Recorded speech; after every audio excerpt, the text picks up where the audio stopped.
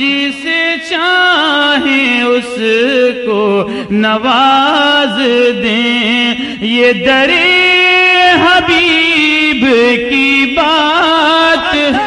میں اس دفعہ ابھی عمرے پہ گیا، پر 4-5-7 دن پہلے آیا ہوں۔ ایک دوسرے کو برا نہ کہا کرو، آخری میری بات تو میرے دوستو، کسی کو برا نہ کہا کرو۔ کوئی کسی دیوبندی کسی بریلوی کو کچھ نہ کہے، کوئی بریلوی دیوبندی کو کچھ نہ کہے، کوئی بابی سنی کو نہ کہے، سنی بابی۔ میں یقین کرو، میں نے روضہ مبارک پہ کھڑے ہو کے درود پڑھا، میں نے روضے پہ کھڑا ہو کے درود پڑھا۔ کتنا درود پڑھتا ہوں میں، کتنی دفعہ پڑھا ہے، کتنی دفعہ سلام کیا ہے، اللہ مجھے کئی دفعہ لے گیا اپنے فضل سے۔ اس دفعہ میں نے درود پڑھا، مصطفیٰ جان رحمت پہ لاکھوں سلام، شمع بزم ہدایت پہ لاکھوں سلام، وہ سہانی گھڑی جس سہانی گھڑی چمکا طیبہ کا چاند، اس دل افروز ساتھ پہ لاکھوں سلام۔ میں نے جو وہاں کھڑا ہو کے یہ درود پڑھا، خدا کی قسم جو میری کیفیت بنی اس وقت، کبھی نہیں بنی ایسی کیفیت جو مجھے پڑی۔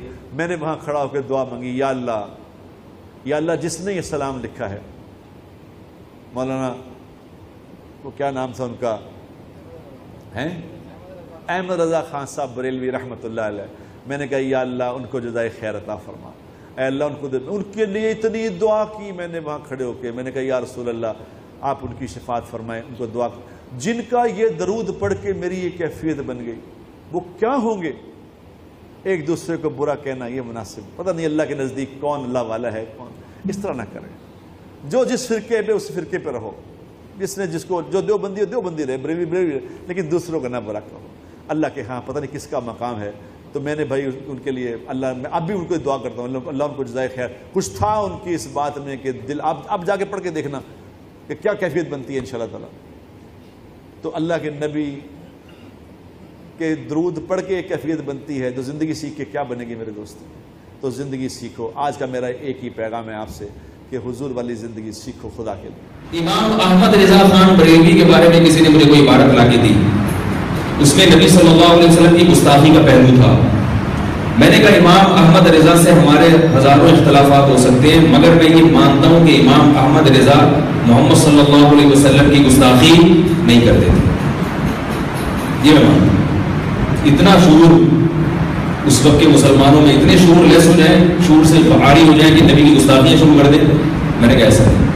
لہذا یہ جو آپ عبارت امام کو، ہمارے ہی بندہ کوئی لا کے دکھا رہا تھا کہ میں یوٹیوب پہ ان کے خلاف ایک کلپ تیار کر کے ڈال دوں، امام احمد رضا نے یہ کہا ہے، میں نے کہا میں نہیں ڈالوں، میں نے کہا میں مانتا ہوں کہ وہ گستاخ نہیں تھے۔ اگر ان سے کوئی ایسی عبارت ہوئی ہے، یا تو قلم کی روانی میں کوئی جملہ نکل گیا ہے غلطی سے، یا ان کی نظر میں اس کا یہ مطلب نہیں تھا، یا بعض دفعہ انسان بے احتیاطی میں نہ چاہتے ہوئے کوئی ایسی بات، مضمون کچھ اور سمجھانا چاہ رہا ہوتا ہے، مگر اس کے لیے الفاظ کی سلیکشن صحیح طرح نہیں کر پاتا، تو اب آپ بندوقیں لے کے اس کے پیچھے پڑ جائیں، گستاخ رسول اور یہ فتوے لگانے شروع کر دیں۔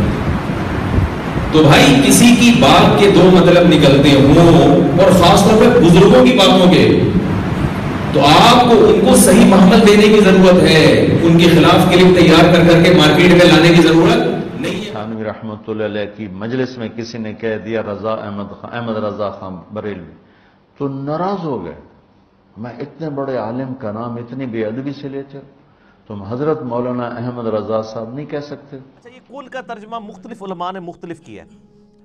کسی نے ترجمہ کیا ہے آپ کہہ دیجئے، کسی نے ترجمہ کیا آپ فرما دیجئے، سب سے بیسٹ ترجمہ کیا ہے امام احمد رضا بریلوی صاحب نے، المتوفا 1340 ہجری، آج چل رہی ہے 1440 ہجری، یہ پچھلے دنوں ان کا 100 سالہ وہ برسی بھی منائی گئی ہے، جشن اعلیٰ حضرت۔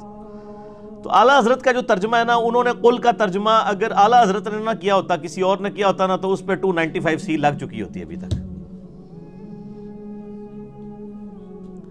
یعنی ہماری جو ڈاکٹرائن ہے نا، جو یہاں پہ یعنی لوگوں کو سیلف میڈ بتائی گئی ہے، اس کے اعتبار سے انتہائی گستاخانہ ترجمہ ہے، لیکن قرآن حکیم کی ٹرمنالوجی میں بالکل فٹ ترجمہ ہے۔ انہوں نے قل کا ترجمہ کیا ہے تم فرماؤ، اے نبی تم فرماؤ، اور ان کا موقف یہ تھا کہ جب اللہ اپنے نبی سے گفتگو کرے گا تو آپ نہیں کہے گا، خالق اور مخلوق کا فرق ہے، وہ تم کہے گا۔